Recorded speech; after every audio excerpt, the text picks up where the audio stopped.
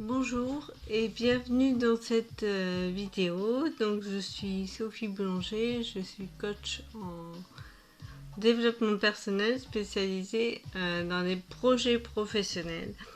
Tout ce qui est reconversion, développement d'activité et changement de poste. Donc justement, cette vidéo concerne l'organisation. Donc elle s'adresse plutôt aux gens que j'ai l'habitude de recevoir qui veulent créer une entreprise, développer une activité. Donc aux auto-entrepreneurs en fait, la plupart du temps. Donc c'est vrai que c'est pas évident. En tant qu'auto-entrepreneur, on a beaucoup de choses à gérer. On a l'administratif, on a la comptabilité, on a le marketing, on a les rendez-vous clients, voilà, les rendez-vous dans les conférences, les salons, si c'est du bien-être, voilà.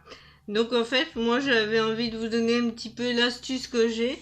Euh, En fait, en début d'année, même en fin d'année, j'achète l'agenda pour l'année d'après et j'attends pas. Je l'ouvre et je me note déjà tous mes rendez-vous, enfin mes rendez-vous, mes échéances en comptabilité, le RSI, la cotisation foncière d'entreprise, tous ces trucs-là, les impôts, voilà, tous les, toutes les choses importantes en fait qui ont une date d'échéance, je les note de suite sur l'agenda.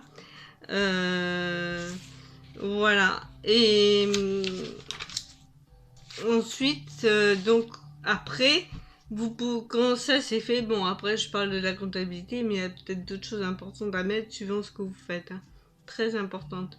Par exemple, si vous avez déjà prévu une formation ou un salon, vous pouvez aussi directement le noter.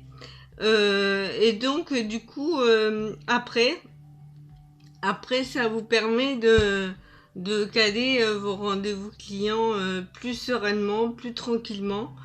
Voilà. Alors, en fait, ce qu'il faut bien comprendre aussi, c'est qu'il ne sert pas que ça. Enfin, en fait, le but, c'est quand même de trouver un équilibre entre la vie professionnelle et la vie personnelle. Et du coup, moi aussi, ce que je fais, par exemple, sur cet agenda, en fait, je note tous les rendez-vous importants, que ce soit professionnel ou personnel. Alors du coup, au niveau, en fait, il est cadré et délimité, par exemple, pour le professionnel. Je sais que je consacre que 3 jours. 3 jours au rendez-vous client, par exemple. Donc, voilà, toutes les semaines, c'est noté mardi, mercredi, jeudi, voilà. Et après, autour, je peux organiser le reste. Ou alors, ou avant de commencer la journée, ou après. Voilà, ce que je veux dire, c'est qu'en fait, il faut arriver à trouver l'équilibre entre le personnel, le professionnel, et ça, je trouve que c'est un outil. Je pense que c'est important de tout marquer sur le même, en fait. Voilà, c'était ma petite vidéo en ce qui concerne l'organisation et la gestion de l'agenda. Je vous remercie d'avoir visionné cette vidéo et je vous dis à bientôt dans une prochaine vidéo. Au revoir.